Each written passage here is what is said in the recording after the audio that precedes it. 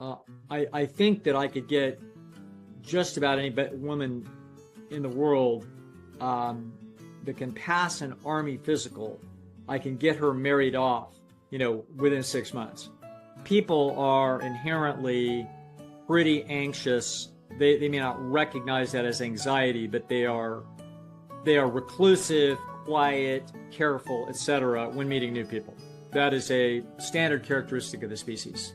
And so the fact that there are some people that do not do that makes those people the outliers.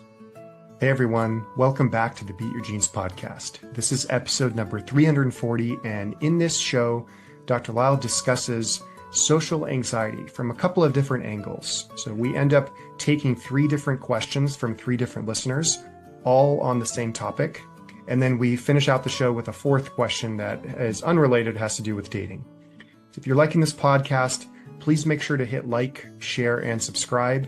And if you have any questions that you want Dr. Lisle to answer, go ahead and email me, or you can send in a question through the website. Thanks for watching, and we'll see you inside the video. All right, Dr. Lisle, how are you doing today? Good. How about yourself? I'm good. We see a different background for you today. Yes, I'm in Dubai, of all places, trying to not get sand blown in my face or thrown in jail for something. Is there a basketball game there in Dubai? I don't know. I haven't seen one. All I've seen is big shiny buildings. It's pretty amazing. I don't know what I expected, but I didn't expect something glitzier and shinier and more awesome than Las Vegas. You know what I'm saying? So we don't have a city equivalent of this place. So this is these, I think there's a lot of these around the globe now. You know what I mean? There's a lot of places that didn't build New York City with bricks and mortar first, and then they just, late 20th century, they spring up with all the steel and glass. So it's pretty impressive, actually. So all good. Yeah. But it's still a bunch of sand. Yeah. I imagine it's a little bit hot there too. So. Yeah, it's very hot. You got it. Yeah. All right. Well, how's good things going on? All good? Yeah, things are good here. It's same, probably not as hot as Dubai, but Yeah. still pretty good. On today's docket is a couple of questions on social anxiety. So I was looking up, the mainstream definition of social anxiety. It starts to remind me of certain diagnoses where they say that this diagnosis causes the problem rather than it just is the problem. Like, for example, diabetes, they say, oh, diabetes causes uncontrolled blood sugar. But really, it's just that is what diabetes is. So the Mayo Clinic will define social anxiety and say social anxiety will cause, and then they list all the different things that are symptom, what social anxiety is. So Right. thought we'd hear from the doctor himself about social anxiety and a couple different questions, some practical aspects of this from different angles of people who may be having social anxiety. Sure. So our first question is, dear Dr. Lisle, is there a social strategy that involves not competing in an effort not to be seen as a threat? I'm a woman. I believe I notice in myself a tendency to try to make myself small around other women. I do this in interactions with women who are both more and less attractive than I am. I have lately come to believe the result is often that they dismiss me as either not interesting or relevant, although my goal is actually to make friends. However, when I force myself to behave more assertively, I have better long-term social results, but it's hard to sustain in ongoing interactions, and it causes me rumination and social anxiety. Am I afraid of unleashing my competitive side with people who I want to like me? I would say I'll make a first comment and then I'll try to remember what on earth the question is. But when people report about, well, when I do this, this happens, but then when I do that, that happens, they're almost always wrong. And the reason is that they're thinking, as they're trying to reason something through, they'll come up with a specific incident that their memory has. And so then they'll be like, well, that's the way it is. Whenever guys wear a blue shirt, you know what I mean? When I go on a date, it always goes wrong. They're thinking of one guy. And so so anyway, bottom line is that what's happening there is the strategy is evolving literally second by second in the interactions with those specific people. And so the human mind is reading all kinds of cues, and it's doing really complicated computations. So the computational level of the human mind is beyond belief. It's well past any computer that we have. And so we don't even really know necessarily how it's done. We're not sure how the evaluation processes are set up, but we do know how much data is getting crunched. There's different ways to look at it, but it's on the order of 10 trillion data bits a second. Okay, so that's 10 million bits. So you can imagine it's like a movie is, I don't know, what is it, 15 gigabytes or whatever the hell it is. I mean, filming a 2-hour movie with Tom Cruise and jumping off a building and all that kind of stuff, that's like nothing. All of that data to put all of that on a screen and send it over media and then play it in your living room with the sound and the lighting and all of that kind of stuff, that's like nothing. Your mind goes through that much data in a nanosecond. So so you're running all kinds of computations, and they're really subtle and super dynamic. So you start to act a little bit some way, somebody has a little bit of a response, you evaluate what that means, then you alter your strategy by 5%, you make some other little tiny maneuver, you look at what that means, et cetera, et cetera. Okay, so it's super dynamic. Now,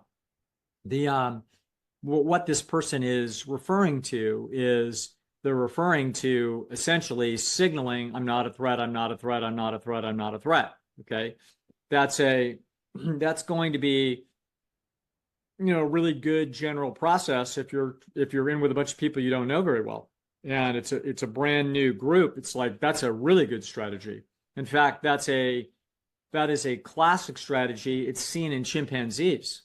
In other words, this is like super basic survival 101, is to be. Now there's going to be people that don't do that, and that people come in with trumpets blazing that, hey, I don't even know you people, but I'm kind of going to take over the show. And that's going to be not a typical strategy of a human. It isn't that it couldn't work for that person. That person, obviously has a personality that drives that. And they also undoubtedly have had successes that were derivative of that. So they both had the personality and they had whatever else it took, including a good enough read of situations to do that and then wind up with a bunch of successes behind it. So they've got naturally a lot of confidence in that strategy, and they've never been taken out in the alley and had the hell beat out of them for using it. So so anyway, it's a perfectly good strategy. It's a strategy that I always have used in my life. In other words, so you're going to assess that situation, sending little non-compete signals, non-compete, non-compete, non-compete, non-compete. All you're trying to do is you're trying to bide your time to where there's a moment where you can start to display your value to that village. And therefore, then they reanalyze you a little bit. Of course, they dismiss you. I've been dismissed in every basketball gym I've ever walked in. Okay. From the time I was 9 years old. Okay. It's like, okay, skinny, kid, not that tall, really skinny, just looks timid, not muscular. It's like, okay, this guy's going to be nothing. And, I actually use that strategy purposefully to shock people. I would hide what I was until I was ready to like put somebody's nose in it. So, a little different strategy. But the point is that people are going to make those inferences, and the displays that you make are going to influence the inferences that they make. So in social situations, I'm very different about that. In other words, I'm pleasant, reclusive, very, really taking my time. I want everybody to know that, I am not I'm not coming in here to step on anybody's toes, to try to fight for a place in the dominance hierarchy. I'm just freaking waving the flag of no non-compete all the way down. And so that's going to happen. And not that there haven't been situations where I wasn't thinking that it was worth it to try to go after and impress some people in the hierarchy. But generally speaking, not. In other words, generally it's like, if I don't know these people, then it's going to be a long time before they figure out what I'm worth. So, so unless I'm going to be seeing these people over and over and over again, because this is some repetitive social process, then even then I'm going to be patient. You know what I mean? Then I'm going to be really patient. But so I don't think there's anything bizarre or wrong about this. And any strategy that you do is going to have consequences to it. So it's a matter of your risk tolerance for different strategies and how that lines up to your innate personality. So and so this person may have found on some occasions, not occasions generally, but on some occasions, when she was more extroverted, that she got some payoff for it. Man, no surprise. What you're not seeing is if you were to continue to do that, there'd probably be some negative feedback for it. So maybe not, depending upon what package she brings to any situation. She may have absolutely enough nuanced capability to know when that's not the best strategy.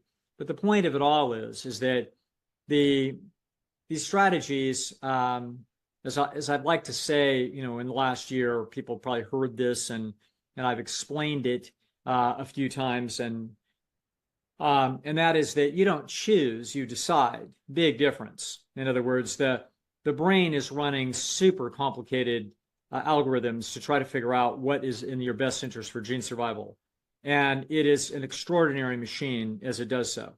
And the social calculus is going to be more complicated than any other calculus it does. So that's because there's more variance in our relationship to other human beings with respect to the threats and opportunities with respect to resources than with any other landscape. So as a result, it's going to be an extremely nuanced and dynamic moment by moment, that strategy is going to be altered. And so she's had some situations that worked out well. But that doesn't, it would be overly simplistic to say, oh, well, then the right strategy is to be more outgoing. No, you were more outgoing and you made those decisions because you made tiny little moves, and those moves looked like they got positive feedback. And then you used a little more of that move, and your initial reading was correct. And then you made more of that move, and then it turned out, it was successful. So that's actually what transpired. So people are inherently pretty anxious. They may not recognize that as anxiety, but they are reclusive, quiet, careful, etc. when meeting new people. That is a standard characteristic of the species. And so the fact that there are some people that do not do that makes those people the outliers.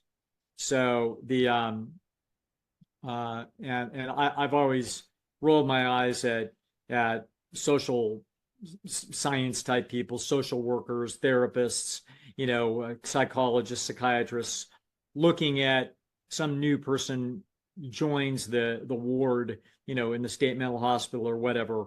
And the big thing is, oh, it's really important that they socialize. Oh, that's good for them. It's bad for them to isolate. All this kind of, this complete and utter lack of understanding as to what this is. This human being was not designed to join groups that have already been formed or are just forming. That is not part of human natural history. So human natural history is you are a member of a tribe.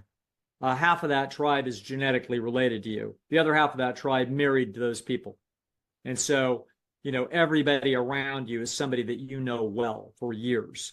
Now, at that point, when everybody's sitting around, unless you've got a beef with somebody and there's discomfort and open hostility between you and somebody in the tribe, which occasionally there are, the conversation is easy. Of course it is. Like sitting down talking to your brother. It's like, how hard is that? And so when we have all these new situations that people have now, and we see the benefits are obvious from being good looking, extroverted, and smart. You know what I mean? Not to mention cool. Okay, if you have all those things, we see those people, basically seamlessly integrating themselves into social groups, and we're like, wow, I wish my kid could be like that, or I wish I could be like that. And what do? Fake it till you make it. You just do it, or like, how is this done? And the answer is no. This is innate. Okay, and if you're somebody that's not doing that, that means you're a normal member of the species. You're not up there in the top 5 or 10 percentile on this dimension. And so it means that you do exactly what this woman does, which is that you fly a friendly flag. That's exactly what cats are doing, when they are around each other and they put their tails straight in the air. That's what that is. They're flying a friendly flag. And that's exactly what people do generally. You know what I mean? So some people are more competitive than others. They walk into a social situation. They can smell that there's a competitive dynamic.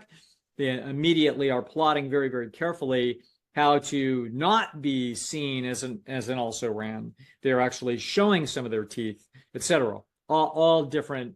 Those are going to be more disagreeable, ambitious, extroverted, etc. There's going to be a lot of characteristics that are, and as well as a situation that it looks like it's necessary to optimally profit. You have to do that. So, trying to get a job at a law firm, you know what I mean? Don't come across as super nice and obsequious, in the interview. That's not the right way to do it.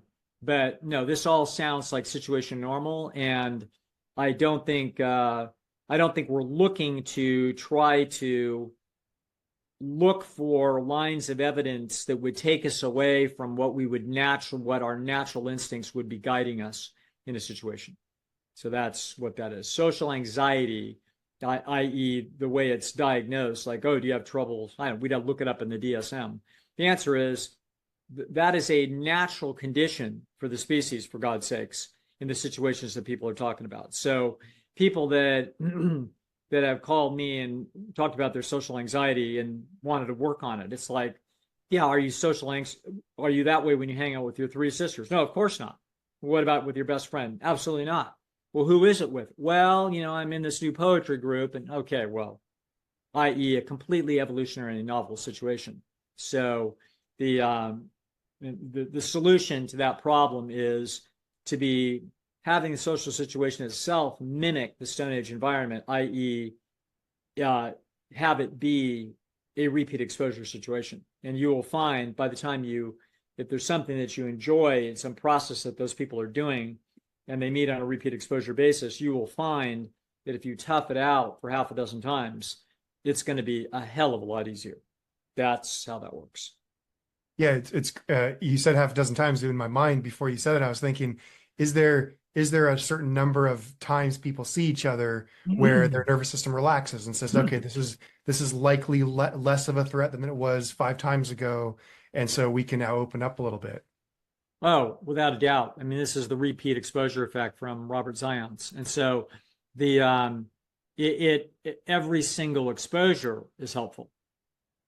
You know what I'm saying? Every single one is adding to it. So is adding to the security and comfort that people have. So, even after you've met somebody 30 times, it's like, people that have dated and they met each other 30 times, they're all crazy about each other. It's like all good. We're 2 months in. But the truth is that they will have anxieties about what they said, what the interpretation was from the other person, et cetera. They'll have that going on. It's very unlikely that if they're together a year later, that will be going on at the same, rate. It will be down by 95%. Not that you can't occasionally get sideways and wonder what's going on with the other person, et cetera. But that's how that works, i.e. Familiarity breeds, basically comfort. Wonderful. Yeah. All right. Well, so our next question. Incidentally, trans species. It's exactly what's going to happen when you go get a cat from the pound. That cat's going to, be friendly, but also be worried, et cetera, et cetera. A couple of weeks later or a month later, that cat's going to be way more relaxed around you. And that's how that works. I've seen that with your cats. Data. What's that? I've seen that with your cats, Dr. Lisle. Yeah, absolutely. Yeah. Both for myself and them. So that's correct. When I first met them, I was anxious because I don't know how to read cat language, body language. And then Yeah. it's been what, 3 or 4 or 5 times, and now they come up to me probably because I give them too many Yeah. treats, and then now I'm There you go. relaxed. Melissa's taught me how to read the cues. Sure. All Yeah. good. All right. What else we got? All right. Our next question. So, dear Dr. Lisle, if the point of everything we do is to find mates and reproduce, why do conditions such as social anxiety exist? I have crippling social anxiety, which no therapist has ever been able to fix. I'm a 37-year-old woman, and I've never been on a date because I'm just terrified of men. I'm Mhm. not on the dating apps, and when I go out in public, I avoid men at all costs. How did my ancestors ever find a mate and reproduce with this type of behavior? It just seems so counterintuitive to the essence of humanity. Right. Well, that person's a first or second percentile outlier on that dimension, and so that's all that is. So there's no fixing that. But again, the solution is in the environmental situation. You would not have had a problem in the Stone Age. Stone Age, you would have grown up around all these people, and you would have been shy when we got together with the other tribe. We get together with them about once a month and do a little dance and bang on the drums, and there's some mate switching that's going on, and you would have not needed to do anything because some young man would have come over there and started hitting on you, and you would have been all scared of him. But that's okay. Next month he's going to come over again, and you're going to know that his name is Josh or Fang or whatever his name is. Okay, and so, and then by the time you've met him like 6 times, okay, we're going to find out that, you know, he and other people are basically trying to make their moves on you, and you're getting more and more comfortable. Okay. And it's like your best friend knows his best friend, and they're really going, they've been together for a year. And so little by little, you're getting more comfortable, and then you wind up mated and everything's fine. You're just a more conservative creature than is average for the species. No surprise, no disorder. Okay. But in the modern environment, we take you out of the tribal situation. We take you out of these basically, the only thing you have is repeat exposure situations. So we take you out of there, and now we put you in a situation where anything that's happening is novel, and we wind up in trouble. So the way this was all solved back in Mrs. Miniver's time, in the little churches in England, was everybody went to church. Okay. So that's what you did. Okay. So there's, 137 people in church, and there's 5 or 7 boys your age that are about, appropriate, or 10. And those boys are going to know you all growing up, and you're going to go to school at some local school, and there's going to be a few more over there, the Lutherans, you know what I mean? And whatever. And so one way or the other, there's going to be 20 boys that are going to be watching you as you grow up, and you're going to be watching them as they grow up, and everybody's going to know everybody's name, and everybody's going to know everything about everybody. Okay. And little by little, somebody's going to hit on you, and that's what's going to happen. So but anyway, in the modern environment, your best move is to to be looking for a situation like that has repeat exposure processes. So I think that I could get just about any woman in the world that can pass an army physical. I can get her married off, within 6 months. All I got to do is join the National Guard.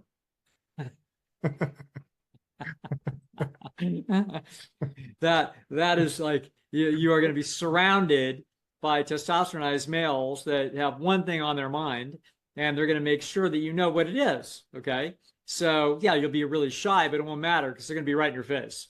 So anyway, the point is that, and then pretty soon you're going to be more comfortable with them because they're your platoon.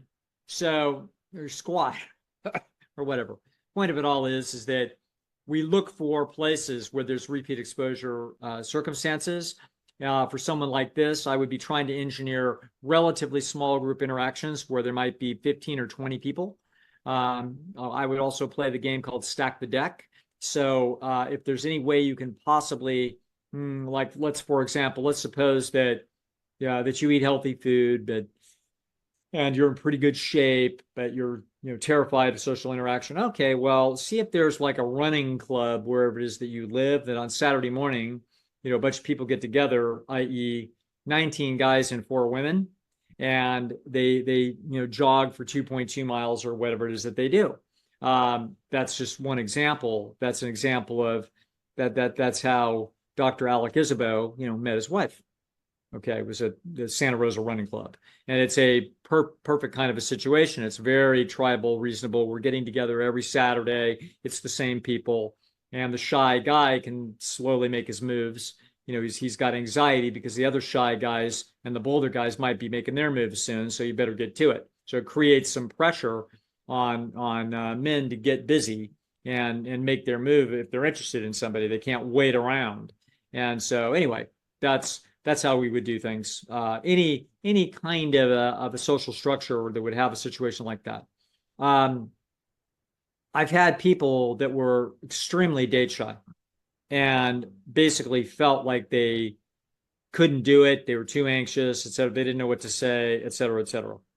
The same thing that almost every guy that ever asks a girl out has those feelings and goes through many dates where he has no idea what he's going to say, has no idea how this is going to go, you know what I mean, et cetera. So but what can one do? And the answer is you can plan for it. So I had a lovely young lady that I couldn't believe was in this situation at 35 years old. And so we drilled for it. We realized that if you meet somebody for an hour would be a long coffee date at Starbucks, but we aimed at that, and we realized that in that case, there's no way that she can't ask questions that would make sure that this guy would talk a lot more than she would. If he's an average guy that's trying to hit on her, he's going to be talking a lot more than she's going to be talking. So she wouldn't need to talk more than 15 or 20 minutes. And so then we basically made it easy for the guys in that we had her know what questions she was going to ask him, and then know what questions he was obviously going to ask her back if he ever stopped talking. So if it was me, she wouldn't have had to worry. Just ask me one question.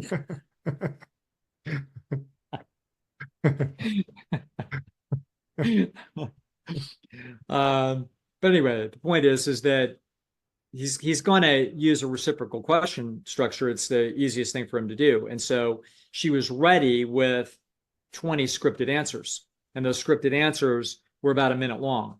And so she was ready. She had basically memorized what she was going to say, and we were careful about how we did it. So there's some kind of entertaining, self-effacing little story that was attached to every one of them. And so that we had her ready, and that helped her a lot. After 2-3 days, she was like, "Oh, this isn't a problem." Just needed the ability to survive, but she had to over prepare for the first time. In other words, to get herself to feel like she had a chance to survive it. So that's what we did, and then after that, we didn't have to worry about it. Wonderful. It's like I remember taking a Toastmasters. It was a public speaking, and at the beginning, almost everybody's extremely anxious, extremely nervous. They've never gotten up in front of people to talk, and so but once you've done it a couple of times, a lot of people will actually relax when it's not so bad. They didn't get tomatoes thrown at their head, and Yeah. they were able to rehearse a couple of these stories. And so I imagine it's like that on a date. Yes. No question. I mean, these are essentially performances, and there are a few people out there in the world that are so extroverted that they just couldn't care less. They have no anxiety, but those are unusual people. So I can remember the very first time I was on camera. I was just horrendous. I was just so freaked out about that a camera was pointing at me and it was going to be recorded, and it was really bad. But the point is that with experience there, then your personality can just come out however it is that you are. But you have to get used to it and understand that you have to know enough to know about how to manage it. So and then once you've done it a few times, it's not it's not the onerous thing that it looks like. So yeah, I remember that case. We over prepared. We did several sessions where we would role play, and then I would ask her questions, and then she'd rattle it off. You know what I mean? And she was pretty good at it. She was pretty anxious and pretty determined to break through this because she was 35-ish and not getting any younger.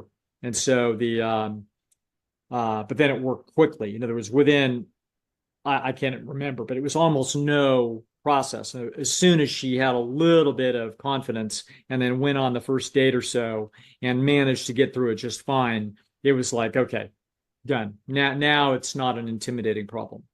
So all good. Wonderful. Well, All Dr. Lisle, I right. feel like you answered the social anxiety question. We had three of them. Yeah. You answered it Yeah. from the first time, but let me ask you Yeah. the third one because it's a little Yeah. there's a little bit more to it, and then Yeah. then we'll go on to a different topic. So dear Dr. Lisle, is there anything to be done about emotional stability? I've always felt like a raw nerve trying to navigate through my life. I oscillate between very high and very low emotions constantly. And when something goes wrong in life, I feel it so deeply I become emotionally paralyzed. It makes having relationships very difficult, as well as trying to get through day-to-day life. I don't want to go on medication, but sometimes I feel like a chemical lobotomy would be some sort of relief. Is there anything to be done? If not, can you explain the genetic reason why a person like this might be beneficial to the tribe so I may focus on a silver lining?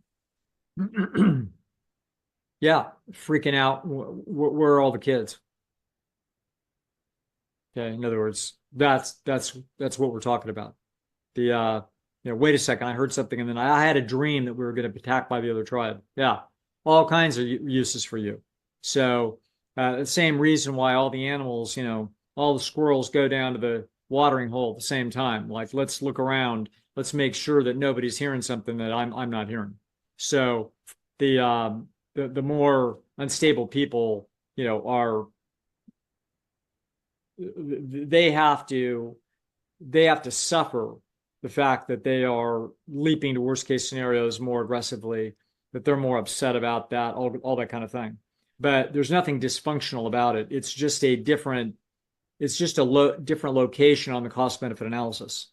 So understand that what you're looking at with personality variance is you're looking at cost benefit analysis with respect to different types of aspects of problems or different types of problems. So the introversion extroversion, for example, could be seen not dissimilarly. It's a similar type of problem to, and it's probably very similar genes, a big overlap with um, openness versus more closed.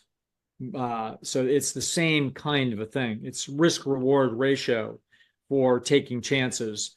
And so all we're really saying here is, gee, is there any genetic payoff for being extremely conservative? And the answer is, of course there is.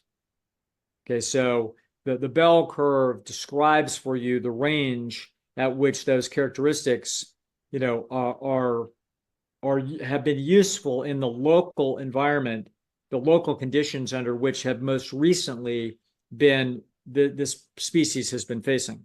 So if it turns out that the rabbits, that are now we're now only a few generations past I don't know, a volcanic eruption that took place somewhere and it wiped out a bunch of the habitat, and now you have to go much further from the rabbit hole in order to get food.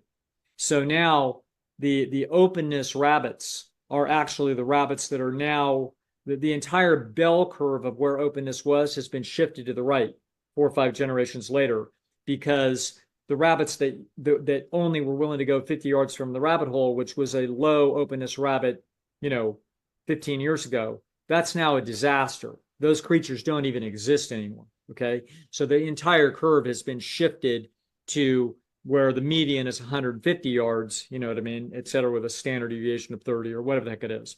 So, and it could go the other way. So suddenly something has happened that, I don't know, a major predator of the foxes came down with some disease, and now the foxes are more plentiful, and now there's more of them in the area hunting the rabbits. And so now it turns out that the rabbit's characteristics, it now pays to stay closer to the rabbit hole. It's just a better cost benefit analysis because there's more threat. Okay. So now we find out that being super open rabbit is now off the table. You can no longer go 200 yards from the rabbit hole. Anything that has that proclivity has now been wiped out of the gene pool. So the gene pool is never in a steady equilibrium. It's always moving. It's moving one direction or another. It could be quite stable for thousands and thousands of years or generations if the ecological conditions are stable. But they're usually not stable. You can see the way people look, their physical characteristics, their proclivities, all kinds of personality characteristics are different depending upon what continent your ancestors recently came from. There are differences. And so those differences are clearly the result of different ecological conditions in those places. And it's not going to be difficult science, which is coming soon. I mean, we don't even have to speculate too far. In other words, it's going to get down to, well, of course, we can see that, in the northeast corner of Madagascar, they're somewhat different than they are in the southwest corner of Madagascar. Like we can see that there's a difference, that those people are 5 percentile more open on average. It's not a lot, but we can see it. But it's going to get better with what we believe is coming is the single nucleotide pair research showing that, oh no, we actually know what the genes are of these things. So, we're going to be able to find out that there's entire populations where literally we know what the genes are and what those configurations are. And we know we can actually look at a population that we've never done any psychological testing on, and we can say, hey, when we do that testing, those people are going to be at the 60th percentile for openness. Like we already know because we took their blood. So that's where we believe this is going. We meaning those of us that have confidence in what we understand to be the root causes of personality differences. So God knows what your question was. It's about the person's being wanting a silver lining for being unstable or emotionally unstable and wants to go on medication. It doesn't want to go on medication, but sometimes feels like some sort of chemical lobotomy would be some kind of relief. Oh, trust me. In other words, there are many personality characteristics that people wish that they did not have. So the shy people a lot of times wish they were not shy. Okay. The impulsive people wish they weren't as impulsive. The OCD people wish they were not OCD. So i.e. highly anxious and some instability in there. In other words, of course, I don't think that I have met an OCD client that didn't wish that they could somehow, take a soldering iron, you know what I mean, and get into that head and just like solder some of those things shut so that they didn't have that. But sorry, that's not how it works. And so I believe for very good reason that trying to change the function of your brain chemically is unbelievably bad trade. So there's been people that have done it, and there's people who have sworn up and down that it changed their lives for the better. I'm not interested in arguing with those people because the truth is they would have no idea if that was true because they can't run a control condition on whether they went through the very same set of circumstances other than that over the last year. So I'm not going to fuss with that. So all I can do is point people to things like Anatomy of an Epidemic by Whitaker. And if you read that book and if you read that book, I believe that the vast majority of people, they're capable of understanding the book, which I'm sure this person is, that if you understand what is being said there and you look at the evidence, it's terrifying. In other words, you would look at that evidence and say, there's no way in hell I'm going to alter my brain chemistry to try to fix my brain. That is clearly, a horrendous concept. So in my judgment, that's the answer to that. So you're stuck with it. And once again, we're stuck with essentially the same situation, which is the plan is to change your situations. So if you're very emotionally stable, don't sell used cars for a living. In other words, so we, work at the post office. In other words, we're trying to, as our friend Dr. Jen Hawk would say, you're a potted plant. Try to move yourself to where it is that you fit as best you can.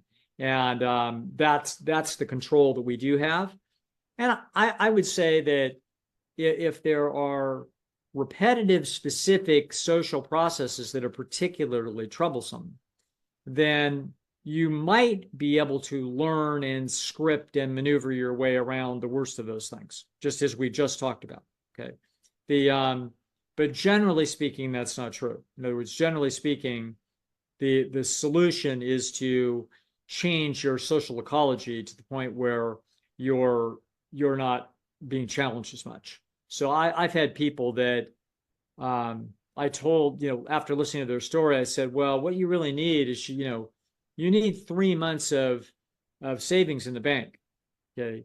You're riding on an edge here, and you've got a lot of anxiety, and you naturally have a lot of anxiety, and no small amount of your anxiety is about whether the boss likes you and whether or not you're in trouble at work, and therefore, and I did something wrong at work, and then I thought about it all weekend. It's like, yeah, okay. But a root of that is unemployment. And it's a position of weakness over your financial situation. So I've had a number of people whose quote anxiety and emotional instability improved dramatically after they saved 4, 5, 6 months worth of overhead. Suddenly they're like, okay, now I'm not so vulnerable. So these are pieces of the puzzle, i.e., these are ways that we try to go about looking at where do you feel most vulnerable, and what can we do to reduce that vulnerability. Wonderful. Wonderful. Yeah. There's so many things that can be done, and very often people just rush to medication that's really just going to be causing some side effects that we don't know, may have long-term changes as well. And like you said, anatomy epidemic shows that people don't actually get better long-term. They get worse and worse. So yeah, I talk this way confidently now only because of that book and then some other research that I've seen. So I saw a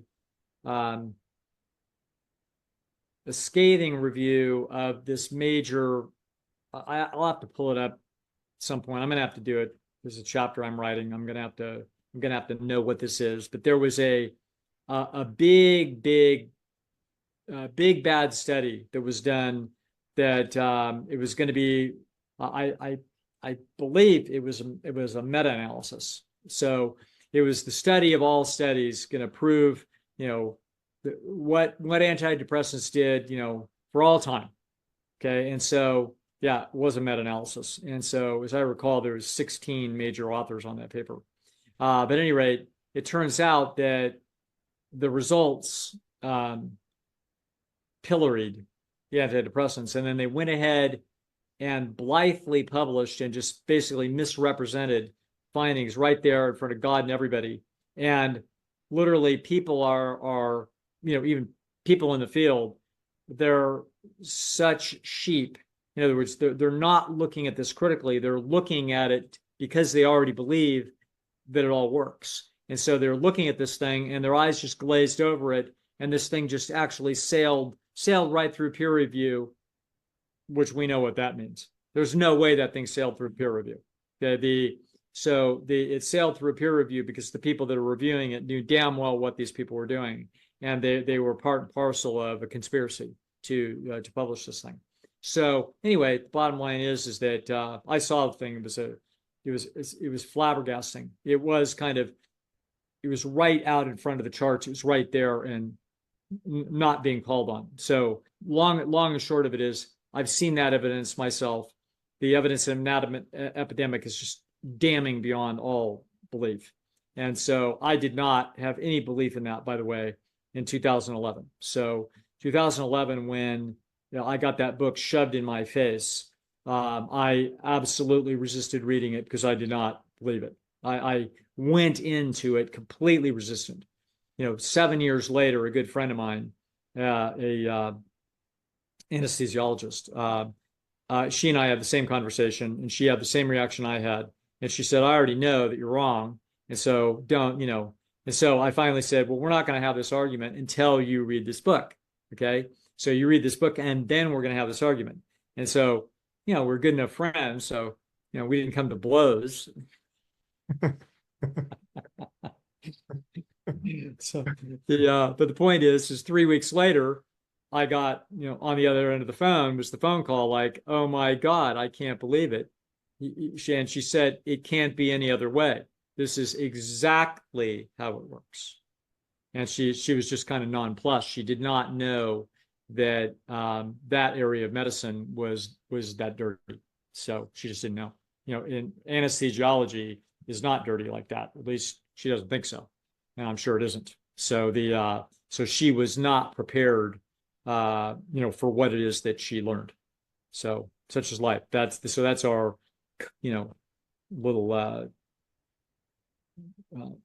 what do you call it?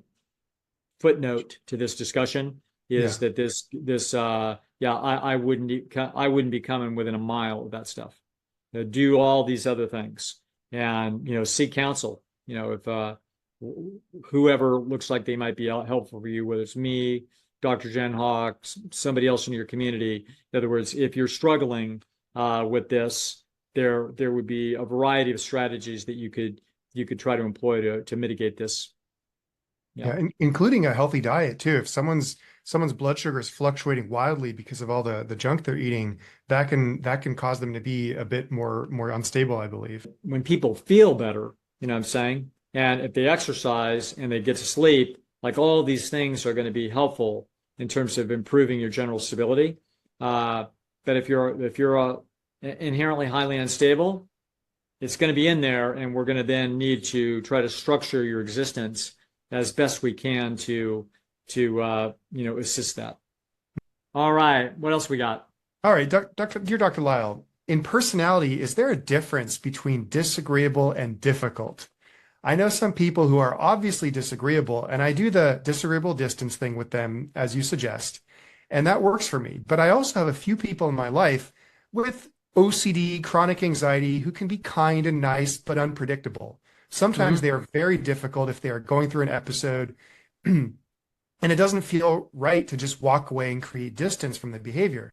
But usually I can't actually help very much either, and things get very muddy and difficult. Can you help me understand the difference between a disagreeable person, i.e. narcissist, and a difficult person, i.e. OCD? Completely different things. And so the problem is that, yeah, we just talked about that kind of a person with highly unstable. Okay, so OCD is this is where it's useful to understand that we use these terms, and when the Big Five does its big factor analysis, it finds these different categories that hang together as we're trying to measure personality characteristics. But the truth is, what's sitting under there are genes. So genes are what's driving what it is that you see. So the genes don't break that way. It's far muddier than this. So somebody that's highly conscientious is more likely to be exhibiting OCD characteristics. You could have people with OCD characteristics that are actually pretty flaky in a lot of stuff. They are the anxiety.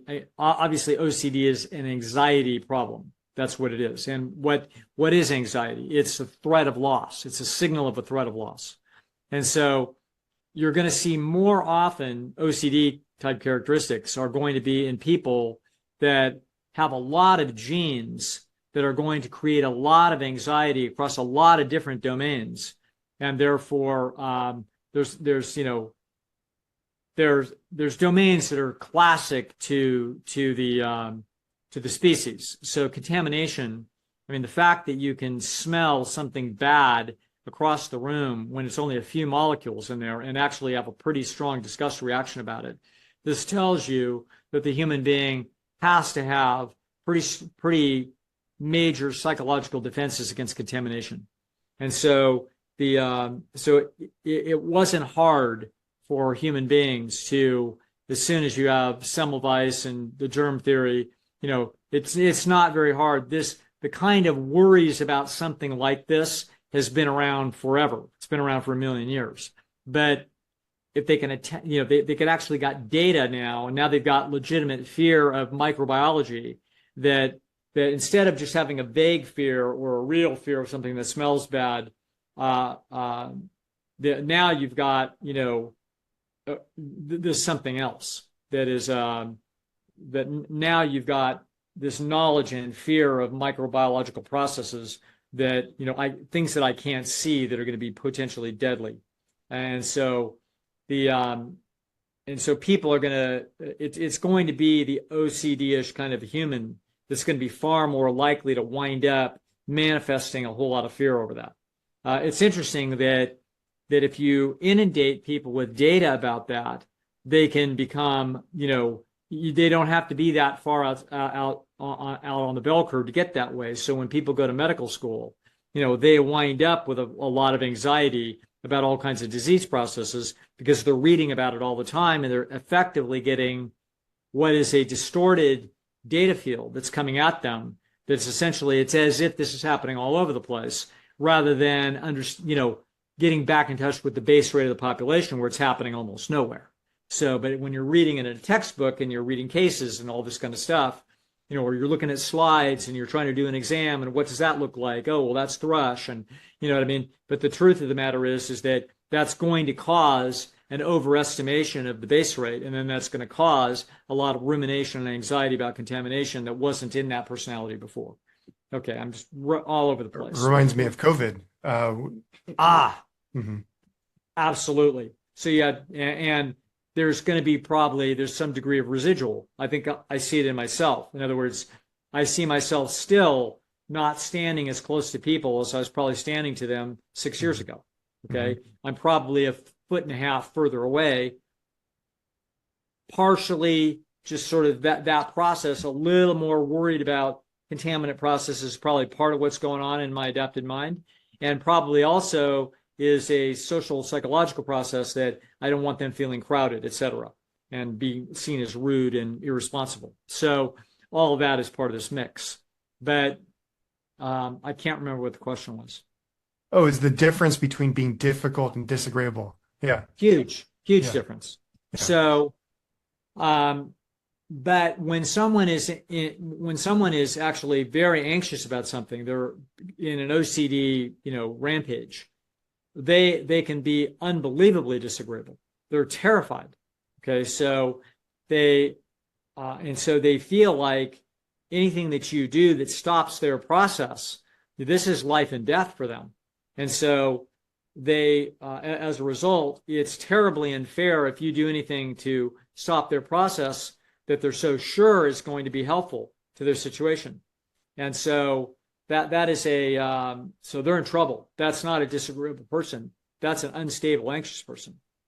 Yeah, but they can scream at you. They can be so angry. You know what I mean? They can be terrified, angry. All of that is a swirling cauldron of acute emotional response due to anxiety. Okay, so that's very different than a disagreeable. So that would be the difference between difficult and disagreeable. Difficult is usually you're seeing anxiety. Disagreeable, you're like, no, it's not fair. It's a disagreement about what's fair, and it's an anger that is coming to threaten you along some dimension in order to get the resource, to get the trade process their direction. That's completely different, but you can see how you could get such a process in an OCD-like process. So you have anxiety driving something, and a person feels an incredible imperative that they need, don't touch that. Don't touch that stuff, okay? And it's like, and you're looking at it, and you're like, what's the problem? And it's incredibly fair that you pick up that coffee cup. And they're like, no, don't touch it. Okay, and so you don't really understand exactly what's going on inside. And from their standpoint, they're asking you a very small concession. And from your side, they're being unreasonable. And that causes now an anger process to develop. And they can get, very, very upset, obviously. So so it looks like disagreeable because they are disagreeing, but that's because you're not understanding how they're mapping the value judgment. You're having extraordinarily different views as to what's fair and reasonable. And that's because they've got this unusual condition of high distortion of threat. Very different than disagreeable. But it can mimic each other under certain conditions. Good question. Really good question. We've never had that question before. Yeah, thank you. Yeah. It's such a difference because I remember you were saying that. Yeah, I remember maybe in a conversation or maybe on the podcast that sometimes people are very conscientious and it can mimic, it can look like someone who's disagreeable, but Yes. only because they've got tension that they don't lock the door, someone's going to break in, or if they don't put the knife on this side, then some, or if they don't wash their hands several times, they could be exposed Right. to some threats. Right. It's kind of an interesting way to see what's going on in that person's brain. And so it's I don't know how useful this is, but if essentially what the mind is basically doing is it's running a 2 by 2 contingency table. So let me explain what that is. So if you have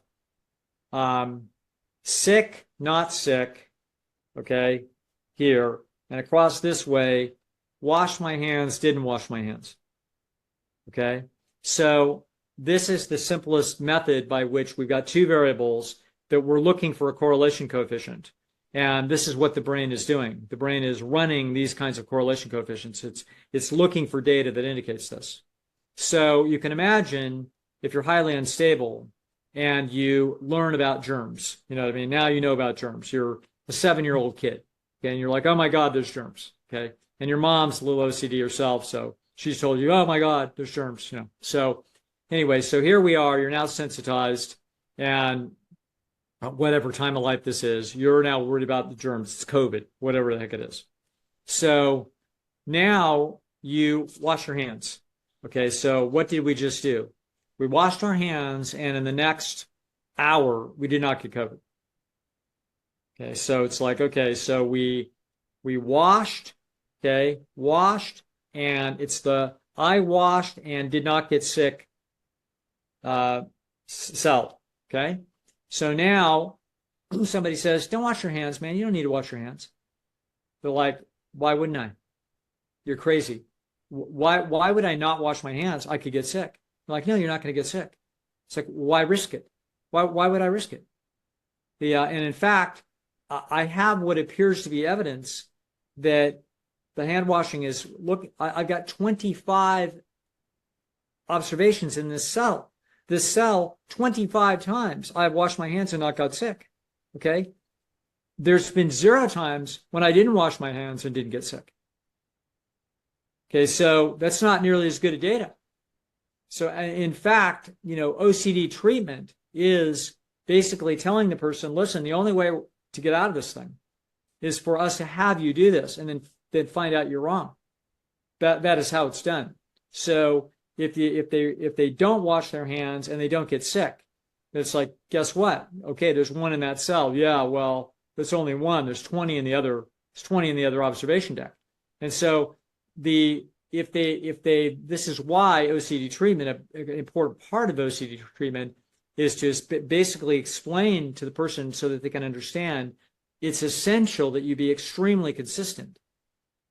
Okay, because every time you essentially wash your hands and don't get sick, you just added another observation into that part of the matrix. Your only chance, your brain is already highly biased.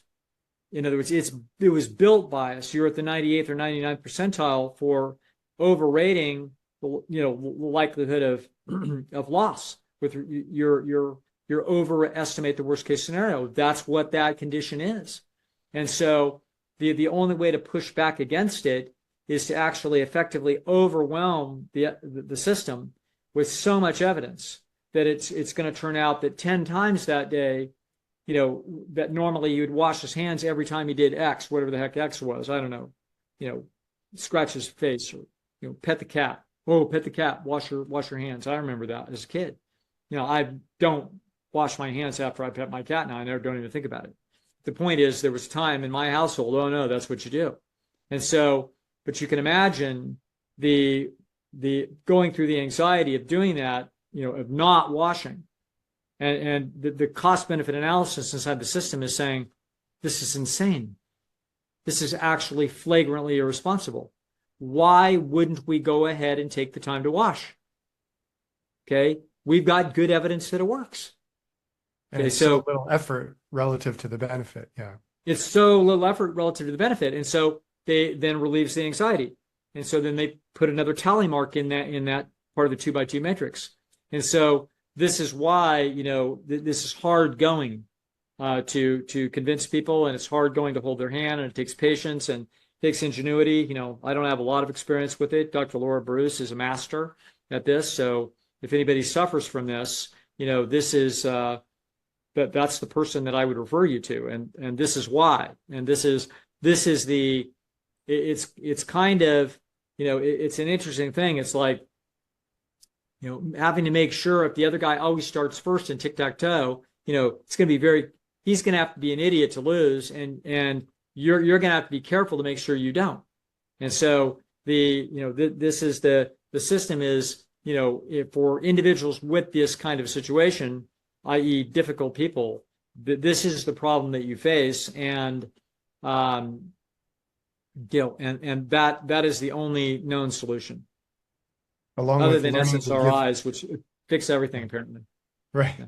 Well, I think another solution is to learn to give really good apologies.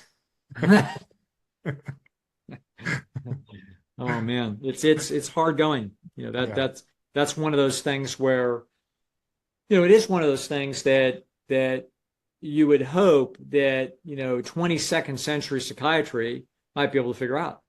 I mean but I don't think in our lifetime. I think this is the best we have. Mm-hmm. Yeah, they won't make any progress if they think it's a disorder, or if they think it's something wrong with the person. Right. Yeah. Right.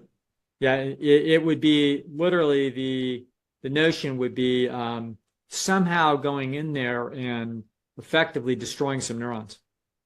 I mean? If there's any possible way, just like you do ablation, stuff for the heart, Right. it's like that, except for the mind, and good luck. You know what I mean? Yeah. My guess is, I can guess anything I want because none of us will be here, but I'll guess a century out. Yeah. Yeah. All right. Well, all right. Dr. Lisle, yeah. Is that good? I think let's see. We have one question, but it's kind of long. So I think let's wait for the let's see here. Oh yeah, here's a quick one. Yeah. Just about it's just it's a dating question, but I was reminded of it because well, I'll just tell you and then we'll talk about it here. Dr. Lisle, if love is feeling like you are getting a good deal, then what are some techniques to make women feel that way? What are the best ways to make a woman look up to you and seek your approval as a man? How do I communicate that I am better than her? Dating and tips, please. So I thought this was a little bit humorous just because, there's a number of people that are constantly trying to change themselves and trying to get other people to be different people and get other people to do something differently than they want. And so that's why I thought about this question. My good friend Larry told me this story 20 years ago, and it was, I'm sure we're talking about dating, and I was single, and he'd been a very successful dating dude, and but he said he kind of got serious in his mid-30s. He kind of and he had kind of there'd been Larry is a highly open person, so he had done a lot of wacky things, and lucky to be alive by age 35. And but he said, he was starting to dawn on him that somewhere in his psychology was like, maybe I'm never really going to meet somebody, but kind of I ought to be ready in case I did. It's like it's about time for me to kind of get my act together, and he did. So over the course of like about, I don't know, a year or two, he got himself in much better shape physically, and he worked harder and was saved money and was better off financially. He actually went and talked to a counselor to get some help for some of his own personal stuff. He did that too. So he did a bunch of things, and it was just kind of it wasn't like laser guided, but it was kind of under I'm not sure what even motivated exactly, and I'm not sure he could put his finger on it other than, probably it would be hard for Larry to notice this, but he was probably getting turned down now and then. A little shock and awe. I get turned down. I'm going to be thinking about it, as I go to my grave. But the point is that something about this, he felt like it was time for him to get his act together, and then he did, and then he met his wife, and he was ready. You know what I mean? And he said basically his solution was, be the best person you can be and then act natural. It's like, yeah, that's actually the solution. The solution isn't, a Jedi mind trick to get them think that you're fancier than you are in some way. We can be desperate to do that. We can feel ourselves wanting to do that. We can feel ourselves trying to sell really hard to try to convince the other person that we're worthy of examination. But the truth of the matter is that all of the Jedi mind tricks are ridiculous. Short term. Yeah. Yeah. Obviously, I read this book about the not the pickup artist himself, but some gal that did a pretty nice expose of it and did a pretty good job of reviewing research literature. She didn't know that much, but she's like a journalist type person. And I think it's called The Score. It was written 10 years ago or something. And so I got to get inside that a little bit and learn a little bit more about what that was about. Like nothing surprising. But the critical issue is that yeah, it might even be possible to talk some drunk female into bed that wouldn't have otherwise gotten into your bed, but you got her in there because you used some trick from the pickup artist. I mean, obviously that wouldn't surprise us any.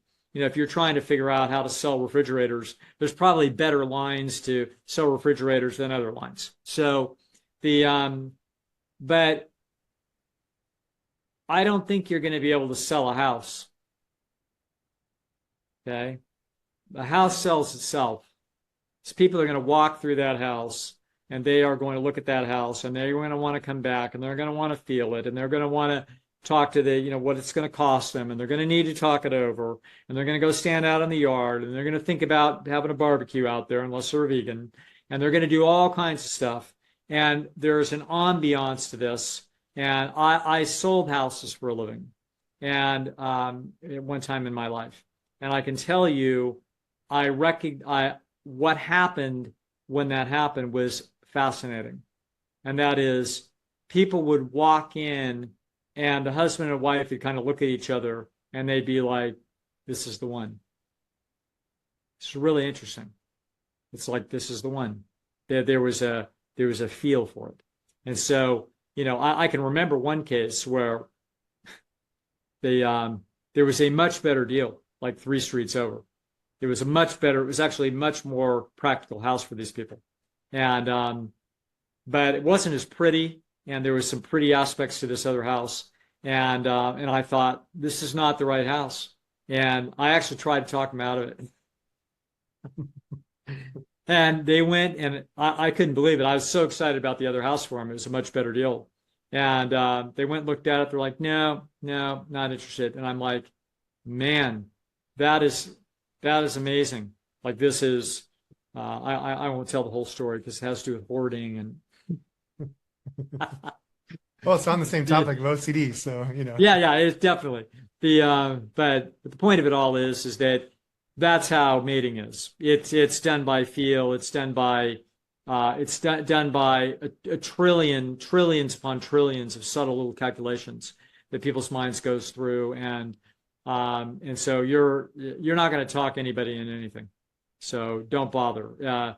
Larry's program is get your life in shape, be the best version of yourself and then act natural. That's the best advice I've got. Yeah. Wonderful. All right. I think we'll end there. Thank you so much, Dr. Lisle. My great pleasure, Nathan. Good to see you as always. And I guess I'll see you in a couple of weeks. Sounds good, Dr. Lisle. Thank you so much. All right, folks. We'll see you then. Have a good one. Bye-bye. Bye. All right. That's it for this episode. Really appreciate you watching. Really appreciate everybody commenting and sharing the videos. I personally just really like Dr. Lisle and Larry's takeaways from all this. If you have questions, again, you'd like me to ask Dr. Lisle, go ahead and send it through the website or email me directly. Thanks again for watching, and we'll see you all next time.